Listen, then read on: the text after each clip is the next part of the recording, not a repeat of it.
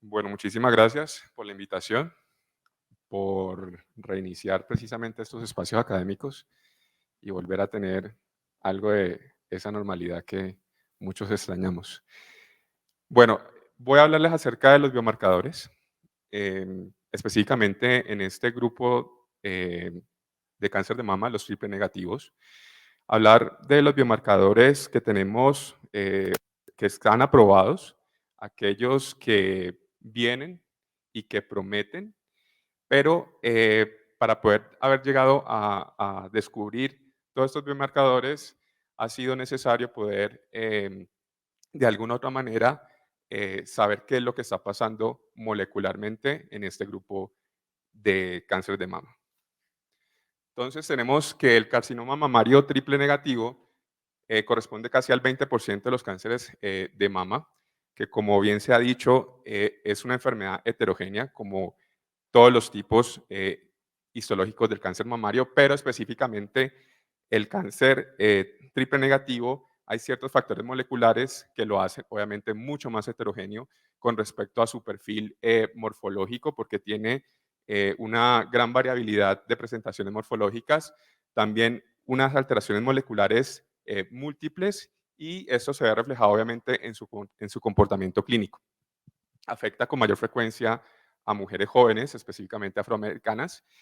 Son de mayor tamaño en el momento del diagnóstico, con un alto grado histológico, que tienen una afectación a nivel de ganglios y tienen obviamente una alta tasa de recurrencia por metástasis a distancia. Por lo tanto, su pronóstico en relación con otros subtipos de cáncer mamario pues bastante mal.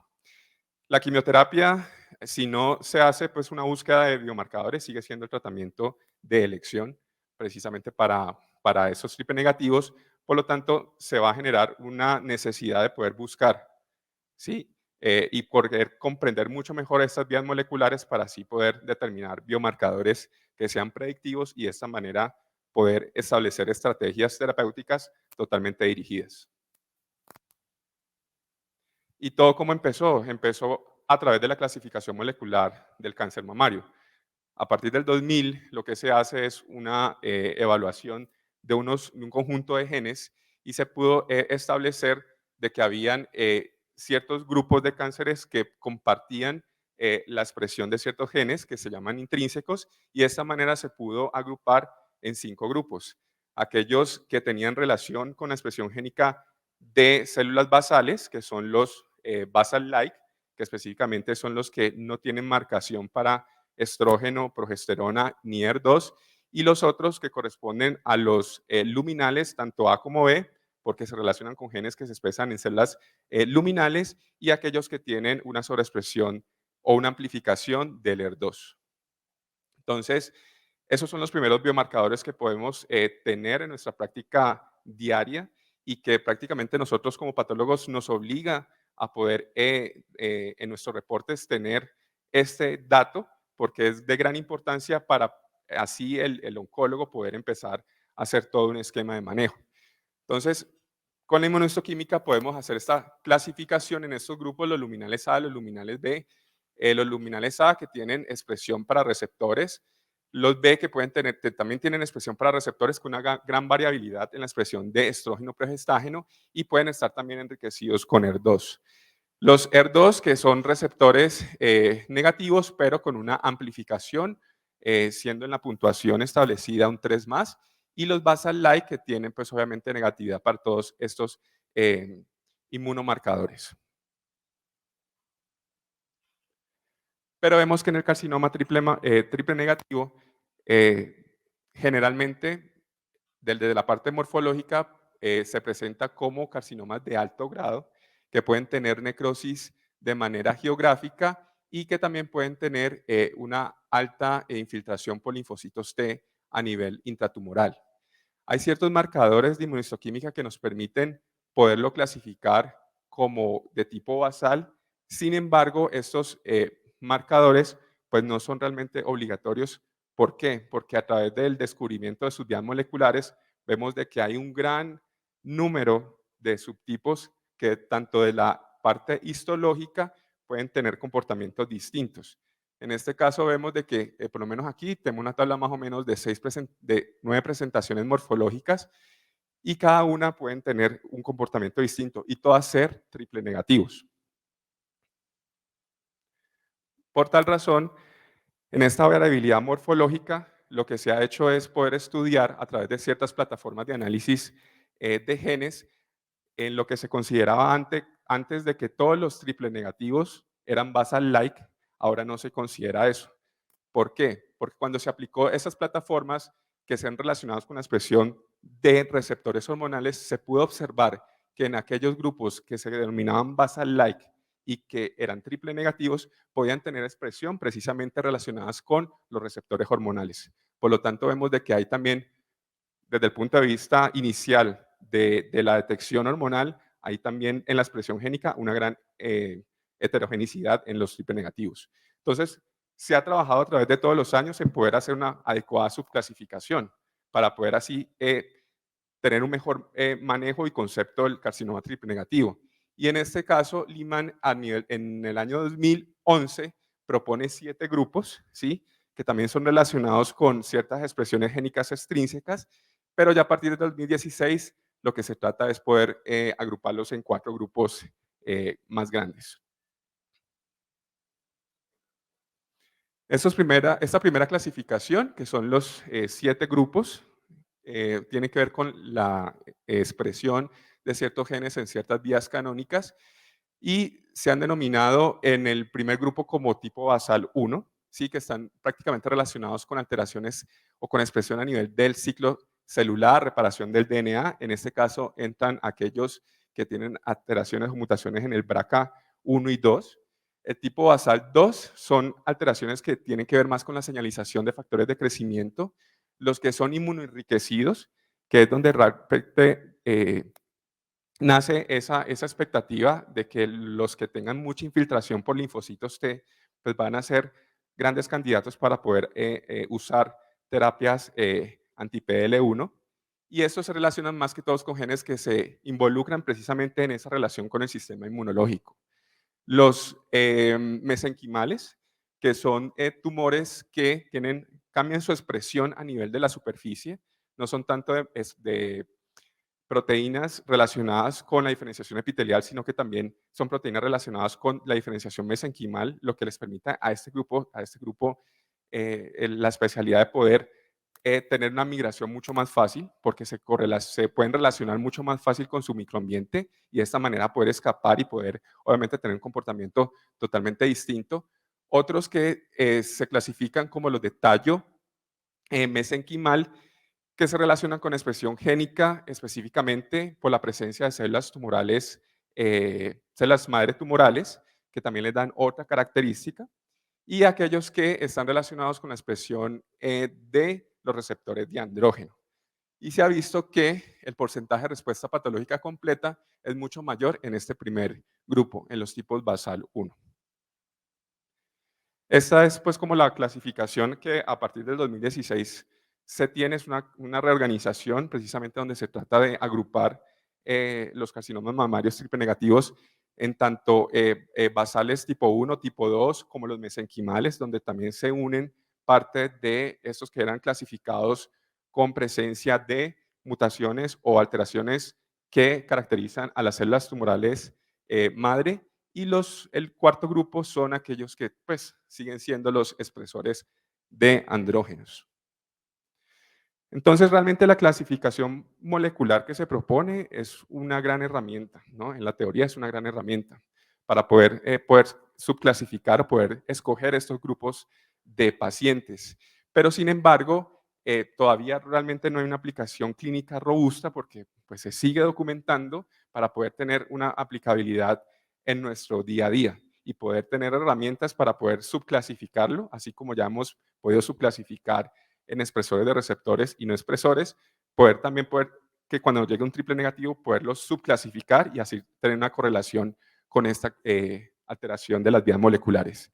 Solo algunos biomarcadores han demostrado realmente un impacto o ser útiles en ensayos clínicos y específicamente tenemos los inhibidores de la PAR, que su aplicabilidad precisamente es en aquella testeo que se hace para pacientes que tengan un riesgo de carcinoma hereditario y que tengan una positividad en las mutaciones para BRCA1 o BRCA2.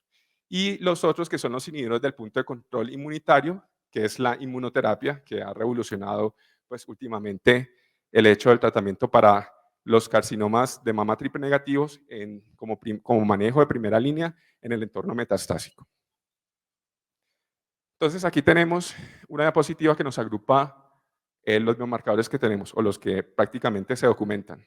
Y es aquellos que están relacionados con el déficit en los mecanismos de reparación del DNA, los otros que están relacionados precisamente con esa capacidad de estar enriquecidos por células T inmunes, los otros que tienen alteración en la vía PI3K, AKT y mTOR, que tiene que ver con toda la proliferación celular, supervivencia, y por último, pues los que tienen receptores hormonales positivos.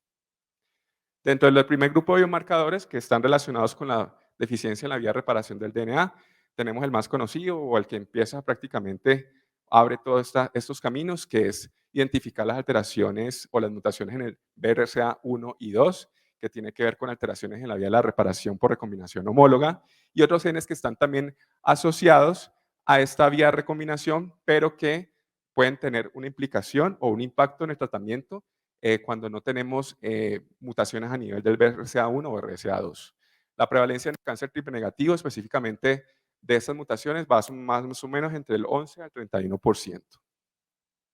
Sabemos que el cáncer, entonces, dentro del 70-75% es esporádico, que corresponde a una acumulación gradual de ciertas de las mutaciones y todos estos cambios epigenéticos que llevan obviamente a la formación de la neoplasia, pero el cáncer hereditario ya viene por sí una alteración a nivel de línea germinal con una herencia autosómica dominante, específicamente aquellas mutaciones de ciertos genes de alta penetrancia son los que dan la probabilidad, obviamente, de presentar un carcinoma de tipo hereditario. Entonces, hablando un poco del BRCA, sabemos de que el BRCA1 es el que tiene una mayor importancia o o sea, su papel es más importante por el resto de funciones que cumplen precisamente en esta vía de reparación por recombinación homóloga. El BRCA2 pues, se encarga más que todo de reclutar ciertas enzimas que van a participar en todo este complejo enzimático, que lo que pretende precisamente es que esos daños de DNA se puedan reparar de manera casi original a como era pues, antes del daño. Por lo tanto, son vías de reparación exitosas que permiten o que evitan precisamente que se sigan alterando o se sigan acumulando mutaciones para el proceso neoplásico. Entonces, cuando tenemos en el triple negativo, tenemos esas alteraciones a nivel de mutaciones en el BRCA, entonces no vamos a tener esta vía de reparación. Lo que hace la célula tumoral es poder utilizar otros mecanismos de unión o de reparación, como es el de unión de extremos no homólogos. Y aquí es donde, y que este mecanismo es prácticamente realizado por la enzima, por la PARP. Entonces, cuando tenemos inhibidores precisamente de esta vía enzimática, lo que vamos a hacer es someter a esa célula neoplásica a una letalidad sintética, que ese es prácticamente el mecanismo o el uso de estos inhibidores enzimáticos.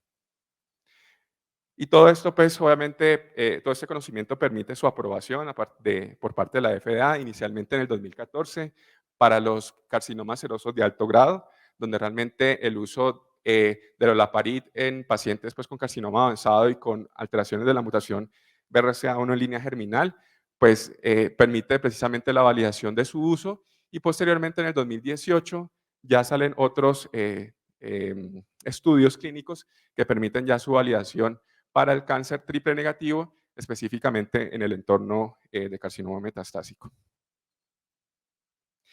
Y esto es lo que ahorita se trata de profundizar mucho más y es específicamente los genes denominados BRCAnes o aquellos genes que tienen alteraciones o mutaciones y que no se encuentran relacionados con mutaciones del BRCA. Entonces, en este estudio, que lo que hacen es, a través de una secuenciación masiva, poder determinar la presencia de otros genes, ¿sí? Que no tengan que ser BRCA1 ni 2 precisamente en carcinomas triple negativos que no sean hereditarios. Y se ha observado que sí hay una hay una frecuencia de presentación de mutaciones de estos genes y prácticamente eso hace que se presente ese gran interés en poder saber si podemos aplicar el uso de esos inhibidores de la PAR precisamente en carcinomas triple negativos no hereditarios. Por lo tanto, pues hay múltiples estudios donde revelan la importancia de identificar mutaciones del PALB2, el RAP51, del ATM y del CHEK2.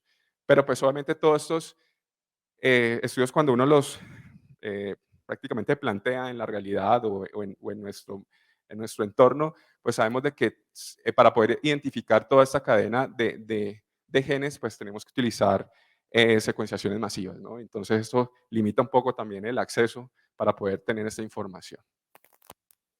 Y lo otro es aquellos que tienen mutaciones en el BRCA, cómo los platinos pueden actuar como como un ayudante pues, para utilizar también con los inhibidores, ya que la platinización hace parte de un proceso también que permite el daño tanto del DNA genómico como mitocondrial, y esto prácticamente refuerza el tratamiento o el uso de inhibidores PAR con la platinización.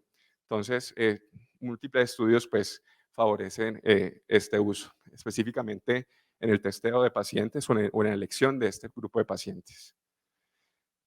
En el segundo grupo de biomarcadores tenemos los que están relacionados con el sistema inmunológico o los que prácticamente eh, nos permiten hablar de la inmunoterapia. En este caso tenemos la asociación que tienen los carcinomas triple-negativos que tienen mucha infiltración por linfocitos T, que se ha visto que hace parte de la teoría o la hipótesis de la inmunoedición tumoral, ¿sí? Los que expresan obviamente el PL1, y es más o menos un 20% de esos carcinomas triple-negativos que hacen esta expresión, la inestabilidad microsatelital y la carga tumoral la carga mutacional tumoral, pues prácticamente son de menos frecuencia en general en, en todos los carcinomas mamarios, pero pues en el triple negativo parece ser que hay ciertos factores que permiten poderlos determinar también como biomarcadores. Entonces, en esta diapositiva lo que se quiere representar es prácticamente lo que es el proceso de inmunoedición de las células tumorales, donde son tres fases. La primera es una fase de eliminación, cuando se producen todas las alteraciones y mutaciones genéticas que permiten la proliferación celular. Va a entrar aquí las células inmunes a tener un control sobre su proliferación, a tratar de eliminar ciertas clonas y así poder detener precisamente el crecimiento tumoral. Pero las células tumorales en su biología pues, son muy inteligentes porque generan cambios intrínsecos que le permiten disminuir precisamente esa proliferación, prácticamente modificar toda la expresión de proteínas a nivel de la parte externa y de así de alguna otra manera empezar a burlar ese control que hace el sistema inmunológico, quedando en un estado como de latencia y que es lo que llamamos fase de equilibrio. Y ya luego, precisamente cuando tienen todo este arsenal preparado, para evitar el control inmunológico, entran a una fase de escape, que es lo que le permite a algunos tumores poder hacer implantes pues, tumorales a distancia o metástasis y tener un comportamiento pues, biológico mucho más agresivo. Entonces, en los triple negativos, como inicialmente les decía, pues algunos presentan una infiltración por linfocitos T bastante importante. En general, en el cáncer mamario, pues no se considera realmente una enfermedad inmunogénica. O sea, es más precisamente en el subtipo triple negativo, por la evidencia de tener estos linfocitos intratumorales, ¿sí? Esto prácticamente ha jugado un papel predictivo y pronóstico, específicamente frente a la respuesta patológica después de la terapia neoadyuvante, ¿sí? Porque parece ser que el hecho que tengamos carcinomas triple negativos con este infiltrado linfocitario nos permite tener una mejor respuesta frente a la terapia y una mejor tasa de supervivencia, tanto global como libre de enfermedad, en aquellos que se han sometido ya a quimioterapia adyuvante. Y esto pasa por esta premisa, que es la muerte celular programada. En condiciones fisiológicas, lo que hacen las células normales o presentadoras de antígeno hacia sus linfocitos es utilizar precisamente la unión del receptor PD1 con su ligando PL1 y de esta manera poder hacer un control sobre la respuesta inmune, también proporcionar un control sobre la tolerancia antígenos propios y de esta manera limitar la autoinmunidad. Eso es en condición fisiológica. Para esto sirve esta unión. Pero las células tumorales lo que hacen es utilizar esta unión como un mecanismo adaptativo. Lo que hacen es expresar en su superficie este ligando y permite modificar a través de señales internas al nivel de los linfocitos para poder detener su actividad. ¿Listo? Entonces, esto le permite a la célula poder desarrollar una inmunotolerancia, poder escapar a esa vigilancia inmunitaria, y aquí es donde realmente tenemos nuestro gran aliado, que es la inmunoterapia como oferta.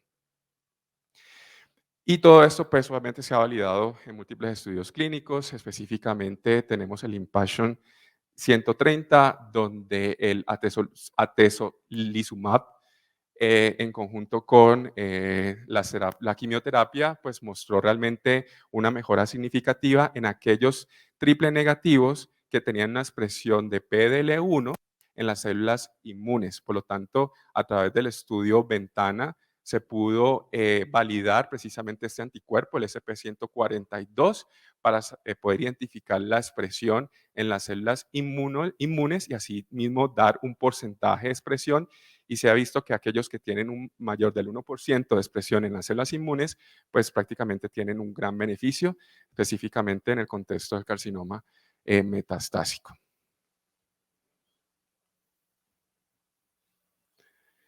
Y hay otros estudios como el Keynote 355, que lo que hacen es precisamente validar el uso de otro anti-PL1, que es el pembrolizumab, junto a la quimioterapia. Y lo que se hace es bajo otra plataforma, bajo la plataforma ACO, con otro anticuerpo, que es el 22C3, pero el score que ellos manejan no solamente incluye precisamente las presiones en células inmunológicas, sino que también incluye en otros tipos de células como macrófagos y también las células tumorales. De esta manera dan un score, y el beneficio prácticamente se da cuando la expresión de PL1 se da más o menos en más del 10%. Entonces, aquí, pues prácticamente depende, porque hay mucha controversia, ¿no? ¿Cuál va a ser o cuál se va a protocolizar para poder implementar como manejo de terapia en el triple negativo metastásico? Y esto depende mucho también de lo que el grupo de oncología vaya a escoger para poder dar, si va a dar pembrolizumab o si va a dar atezolizumab. Entonces, realmente depende mucho de esa comunicación, y eso es lo que realmente se discute, cuál va a ser el mejor, y eso es lo que siempre está como en duda. También saber la disponibilidad y el manejo que se da pues en cada país, ¿no? Y también la disponibilidad de los anticuerpos, ¿no? Porque son anticuerpos que no todos los laboratorios de patología los tienen, y si el centro tiene pues esa opción de poder hacer el manejo con cualquiera de estos dos anti-PL1, pues asimismo el laboratorio debe tener o debe contar con estos dos anticuerpos para poder hacer la medición y así poder hacer el score. La inestabilidad microsatelital es baja en general. Prácticamente la aprobación que se ha dado es para el uso de pembrolizumab en aquellos triple-negativos que tienen una alta tasa de inestabilidad microsatelital. ¿Por qué? Porque esto les confiere prácticamente una alta carga de neoantígenos. Al tener mayor neoantígenos expuestos en su superficie, van a tener una mayor sensibilidad al uso de inmunoterapia. La carga tumoral mutacional, pues lo que se ha observado es que cuando se compara el carcinoma mamario con otros tipos de tumores sólidos, pues tienen una baja tasa de carga mutacional tumoral, pero el triple negativo parece ser que es un subgrupo que tiene este factor, y lo que se ha hecho es prácticamente a través de plataformas de secuenciación em, de secuenciación de última generación, poder determinar si se tiene en tasas muy altas, mayores a 10 mutaciones por megabase, podrían ser candidatos para el uso de pembrolizumab. En el tercer grupo tenemos las alteraciones de toda esta vía que tienen relación prácticamente con todo lo que es supervivencia tumoral, proliferación, migración. En el carcinoma mamario triple negativo, todas estas vías o alteraciones o mutaciones casi están en el 35%, por lo tanto, se puede considerar como un biomarcador a buscar. En los receptores positivos, casi un 45%, y estas son las frecuencias más o menos en que se dan en cada uno. Esta es pues, prácticamente las vías. Todo lo que hacen estas vías al mutarse prácticamente amplifican la señalización intratumoral que le permite el crecimiento tumoral. Y el PTEN juega es un papel importante prácticamente en una actividad supresora del AKT, lo que evita precisamente esta amplificación. Entonces, el interés es precisamente identificar mutaciones a nivel de estas enzimas y poder, obviamente, determinar la existencia de tratamientos dirigidos. Esos son pues como los estudios que se han hecho para poder generar algún tipo de validación en el uso de estos inhibidores, específicamente en el PI3K. Se ha probado el uso, pero para un grupo donde realmente son mujeres posmenopáusicas o hombres que tienen carcinoma de mamario con receptores hormonales positivos, pero con un ER2 negativo, y a estos pues se les ha encontrado alteraciones, mutaciones en la PI3K, entonces son candidatos. Para los triple negativos, pues realmente los estudios, algunos muestran la asociación con otras moléculas para poder tener realmente una significancia en su tratamiento. Por lo tanto, las investigaciones pues siguen muchas investigaciones para poder determinar realmente su uso en la parte clínica de una manera mucho más específica. Eh, y pues obviamente los inhibidores para la AKT tienen prácticamente lo mismo. Esto es a ver, bueno. En este último grupo es prácticamente los triple negativos que hacen expresión para receptores de andrógenos, donde se ha visto que casi el 40 al 50% tienen alteraciones o mutaciones en la PI3K, también en la AKT, lo que los ponen pues obviamente en ese subgrupo que podrían beneficiarse del uso tanto de antiandrógenos y combinados con inhibidores de la PI3K. En este estudio lo que tratan de demostrar es que se ha visto una disminución en la expresión de genes que involucran precisamente la señalización del mTOR, o sea que hay un bloqueo precisamente de esa cascada intracelular, y otros que muestran un aumento en la expresión del control inmunitario a nivel celular. Y por último, pues les voy a hablar de una manera muy rápida acerca de los biomarcadores que se proponen o que todavía siguen en estudio para poder saber si pueden aplicarse en nuestra rutina. Y son la identificación de ciertas proteínas que son específicas en las células mamarias, donde podrían utilizarse, donde podrían utilizarse estos nuevos fármacos que tienen formas de anticuerpos y que son mucho más específicos para atacar las células y así evitar alguna respuesta pues diferente. El identificar células tumorales circulantes, el DNA tumoral circulante y células madres tumorales dentro del tumor, pues es una propuesta bastante atractiva. En este primer grupo que se propone, es lo que les decía, se han podido identificar estas glicoproteínas a nivel del triple negativo, y lo que hacen estos fármacos es tener una forma de anticuerpo unido obviamente a la droga o a una potente citotoxina, y de esta manera ser totalmente específicos a estas glicoproteínas y así de alguna otra manera poder seleccionar mejor su tratamiento.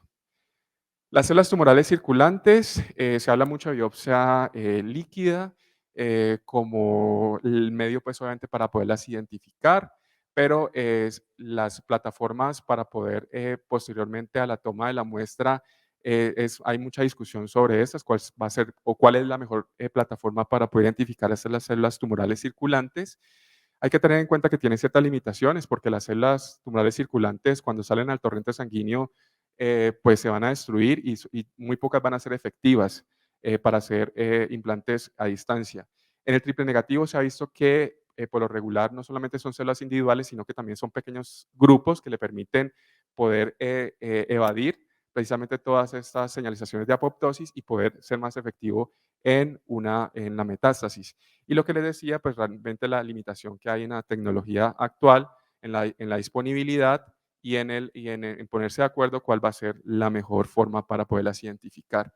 Lo mismo pasa con el DNA circulante, pero hay estudios que muestran de que puede ser una gran herramienta porque ha mostrado concordancias casi entre el 75% y 100% cuando se han estudiado precisamente mutaciones en tejido y en correlación con la biopsia líquida.